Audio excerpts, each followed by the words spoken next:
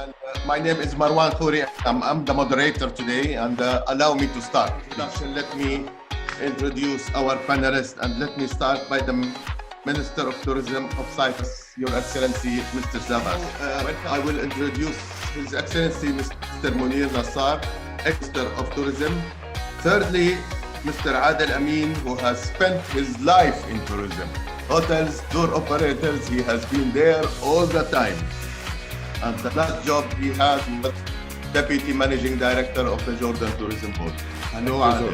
Nice to have you. And last but not least, Mr. Clive Bishop.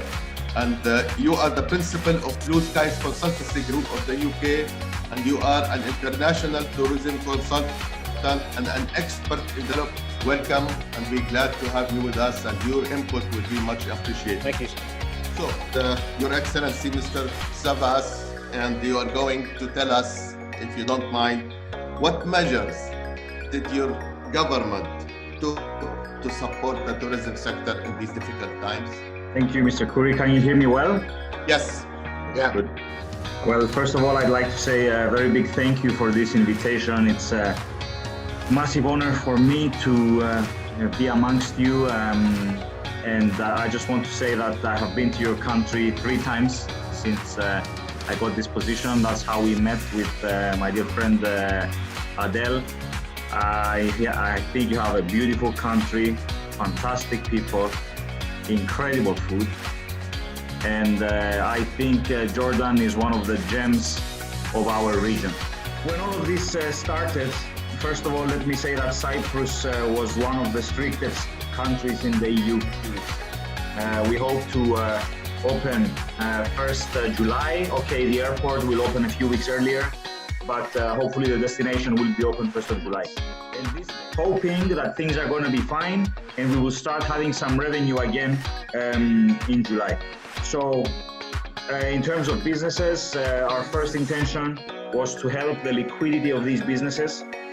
We gave loan deferrals so that businesses were able to repay their loans later on after many months. Yeah, now we are also in the process of implementing an extraordinary sales and marketing strategy. We asked as a ministry for some additional money to support airlines, to support tour operators, to do festivals towards the end of the season in order to bring in more traffic and develop the product. Obviously promotion, videos, a new logo of the country. So we have had additional support in terms of marketing funds. Unfortunately for us, our 2 biggest markets, Russia and the UK, they are out of the game until maybe August. Maybe people will travel less because they are afraid of getting out of the country so much. If they travel less, it means that they will travel longer. It means that they will want to visit maybe more than one country. So with my closing comment, I hope that today is the beginning of starting this project for good. Thank you very much, Marwan, and thank you, Justa, for having me on board this panel. I'm an avid fan of history, and it teaches us a lot. If we go back to 100 years, when Thomas Cook started taking people around the world in the second half of the 19th century, he was still around, his operation was still around, people were still traveling with him through 2 world wars. He survived the Spanish flu and countless little wars here and there. Tourism will come back because it has learned how to metamorph. It has learned how to change its character. It was, in the beginning, it was a luxury that few could afford. To now, it's a must-have within reach of almost all people. The only difference between us and Thomas Cook, period, is that, as you had mentioned, this pandemic has impacted the entire world, has impacted both destination and origin countries. It has laid waste, literally laid waste to commercial aviation, cruise liners, and international travel as a whole. And these, we know, are a backbone of this industry. But it is an accepted fact that the revival of global tourism is going to be slow, very slow. And the end result will be quite different from the world we traveled through prior to the COVID-19, as you just mentioned, Nova. Other than abiding by strict health regulations at every step of the way, travelers are going to wonder if their favorite airline, hotel, auberge, tour operator, or high street agent will still be around to take care of his needs. Those of us who survive, those of us who will still be around, and I hope all of us will have to re-engineer ourselves, come up with new tour products that address the new demand patterns that are bound to emerge, and probably cater to niche markets during the post-corona period. Great, thank you very much, Marwan, and it's a pleasure to be among you today, among this distinguished panelists and guests. Returning to your question, Marwan, I do believe that domestic tourism is quite important at this period of time, yet it will never ever take over the international business, as we all know. Number of Jordanians traveling to Turkey, for instance, in 2004 and 2019 were more than 400,000 travelers, which is a big number. Yeah. A significant number, something similar, went to Egypt. So between these two countries, we're talking about approximately 1 million. 100,000 plus went to Dubai.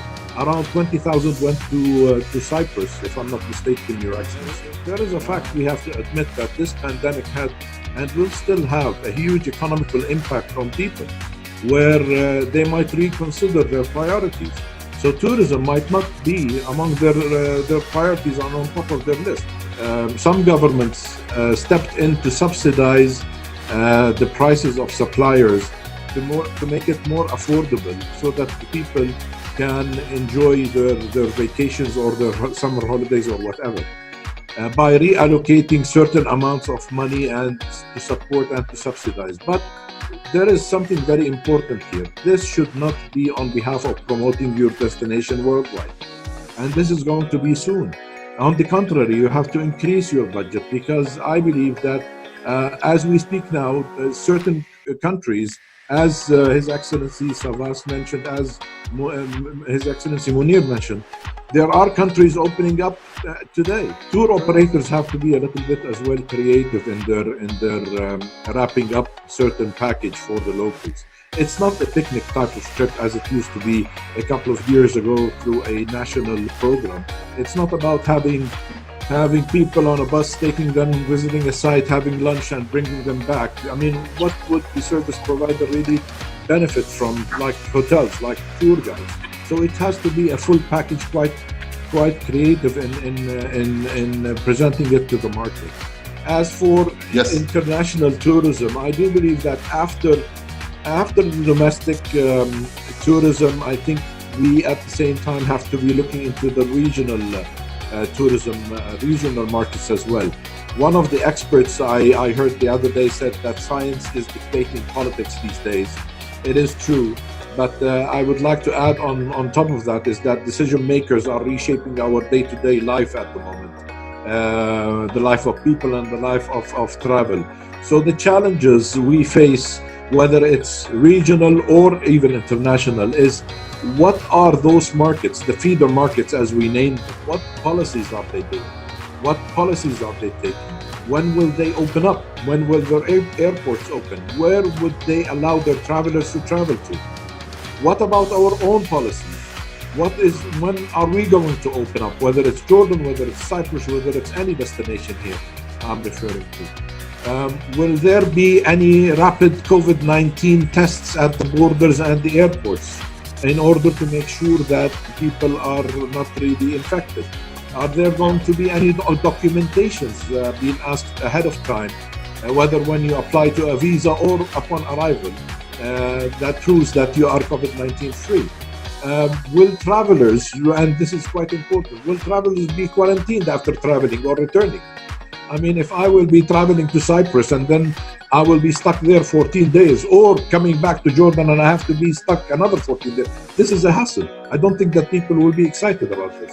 So I always say that communicating the right message at the right time to the right people is needed and essential in order to help them as well spread the word with you.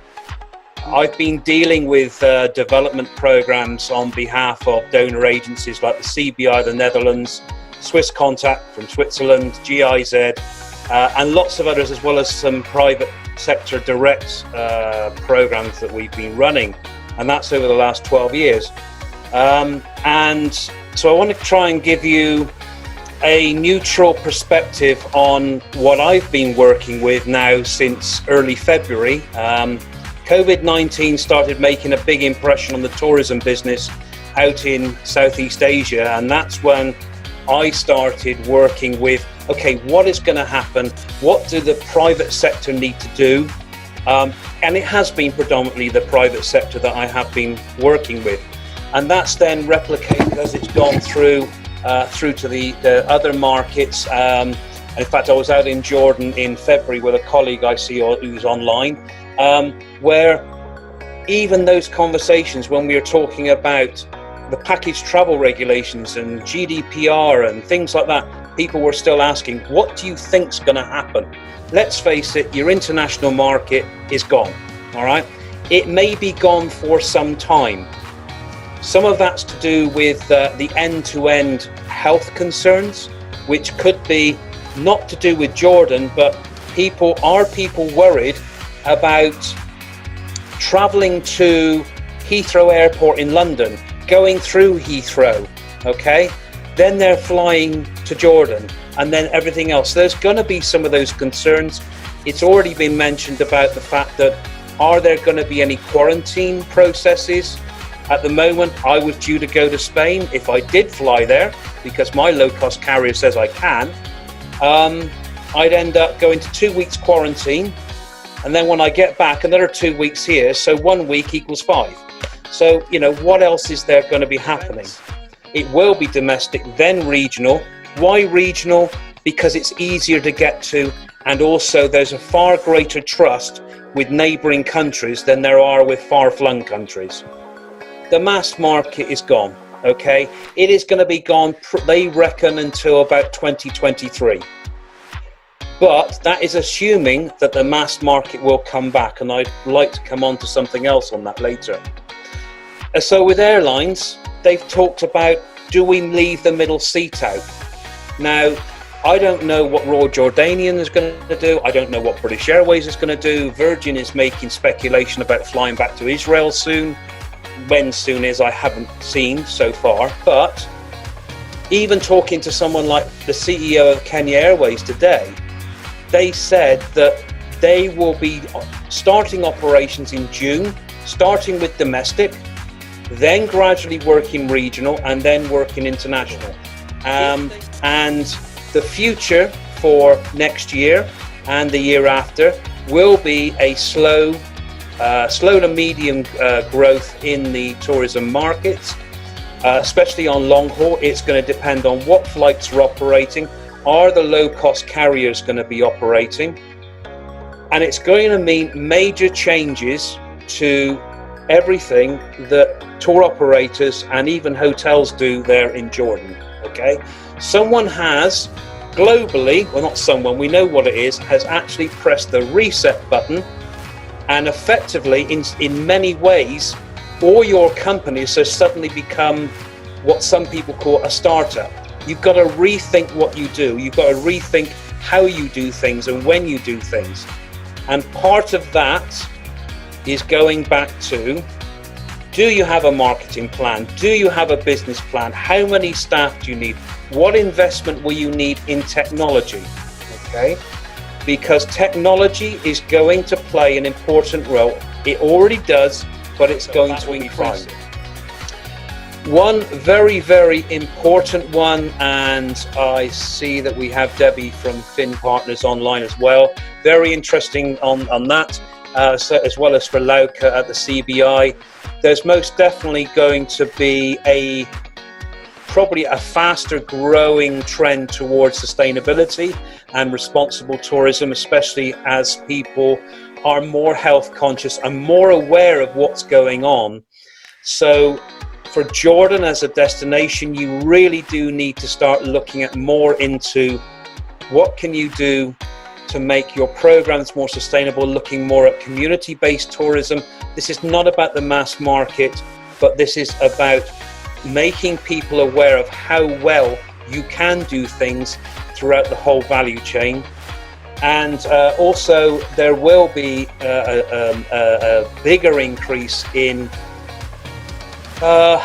adventure or experience tourism. This is not the fact that necessarily you're going to get hundreds of thousands of rock climbers coming. You may do, but this is more and more people now are talking about, well, maybe now's the time we've got to go and experience more than just flying out and going to a hotel and seeing the standard sites that have always been there. So I would encourage definitely every operator that's online to start looking at how can they get more community engagement with their programs, because looking again at what searches have been made and what people I can report back have had inquiries for in Asia and in Africa and also already over in Latin America, is they want to do more than what they would normally plan to do. They want to engage more with people. They want to have that feeling. Thank you, sir. Thank you for your input. Very useful information we have heard today, and hope it will be put into use some in future, soon the day in the future, hopefully. Let me say that on behalf, I want to thank you on behalf of the chief of the Jordan Society of Travel Agents, Mr. Mohammed Samih, and the Jordan Society for being with us today. Thank you very much. Thank you very much. Thank you all. Thank you all. Thank you.